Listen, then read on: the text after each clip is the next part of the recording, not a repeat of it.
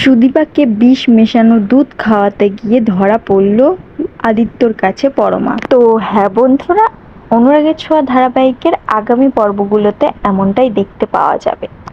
চাকরিজীবীতে শেষ দিনে হিমাদ্রিবাবু যায় তার চাকরি জীবনের শেষ দিনে ডিউটিতে যায় হিমাদ্রিবাবু, যেটা কেউ মেনে নিতে পারে না। কিন্তু হিমাদ্রিবাবু কাজের ক্ষেত্রে খুবই অনেস্ট। এই গ্রাম এলাকার মেয়ে বউদের জন্য সুরক্ষা করার জন্য অ্যাকশানে চলে যায় আদিত্য এবং হিমাদ্রিবাবু সুন্দর এবং গ্রাম এলাকার এমএলএকে ধরার জন্য।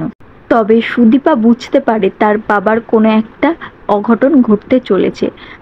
তার মনটা একটুও ভালো লাগে না।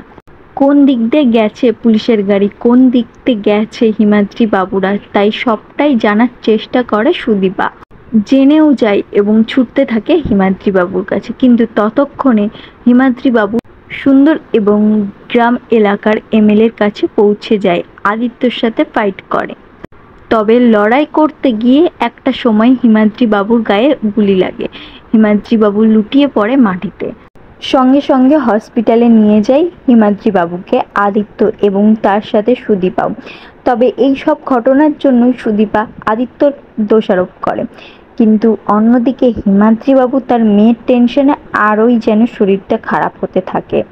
এবার আদিত্য হিমাদ্রি বাবুর হাতটা চেপে ধরে বলে, আজকে থেকে সুদীপার দায়িত্ব আমি নিলাম। হিমাদ্রি বাবু, তুমি যদি বলো আমি তোমার মেয়েকে বিয়ে করতেও রাজি আছি। হিমাদ্রি বাবু এবার একটু স্বস্তি পায়। আদিত্যর মতো পুলিশ অফিসার যদি তার মেয়েকে বিয়ে করে, সে একটু হলেও স্বস্তি পায়। অন্যদিকে সুদীপাও বাধ্য হয় তার বাবার জন্য বিয়েটা করতে। অন্যদিকে নবীনপুরের ঘটনা সব দেখাতে থাকে টিভিতে এবং চৌধুরী বাড়ি যখন জানতে পারে তারাও খুব দুশ্চিন্তা করে আদিত্যর জন্য। তারাও নবীনপুরের দিকে রওনা দেয়। কিন্তু ততক্ষণে বিয়েটা সম্পূর্ণ হয়ে যায়। এই দৃশ্য দেখে পরমা কিছুতেই মেনে নিতে পারে না। পরমা চিৎকার করে বলে, আদিত্য তুমি বিয়ে করে ফেললে। এর বেশি পরমা আর কিছুই বলতে পারে না। তাই বাধ্য হয়ে সকলেই সুদীপাকে নিয়ে যায় গায়ত্রী চৌধুরী বাড়িতে। তবে গায়ত্রী চৌধুরী কিছুতেই মেনে নিতে চায় না। কিন্তু আদিত্য তাকে বুঝিয়ে বলে এটা তার দায়িত্ব। তারা চৌধুরী বাড়ির ছেলে, কিভাবে একটা মেয়েকে মৃত্যুর মুখে ফেলে দিয়ে আসবে। তবে গায়ত্রী দেবী আদিত্যর ওপরে রাগ করে থাকলেও সুদীপাকে বের করে দেয় না বাড়িতে। সবাই ঘরে ঢুকিয়ে দেয় সুদীপাকে। এটা কিছুতেই মানতে পারে না পরমা। পরমা বলে, আদিত্যর পাশে শুধু আমাকেই মানাবে, ওই মেয়েটাকে তো আমি মেরেই ফেলবো। তাই পরমা রাগে হিংসায় দুধের মধ্যে বিষ মিশিয়ে খাওয়াতে যায় সুদীপাকে।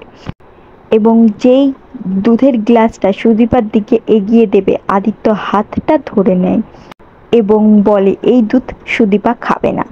তো হ্যাঁ বন্ধুরা, তোমরাও এটাই চাও তো অবশ্যই কমেন্টে জানিও। আর এরকম ভিডিও আরও পেতে আমাদের চ্যানেলটিকে সাবস্ক্রাইব করে আমাদের পাশে থাকবেন। ধন্যবাদ।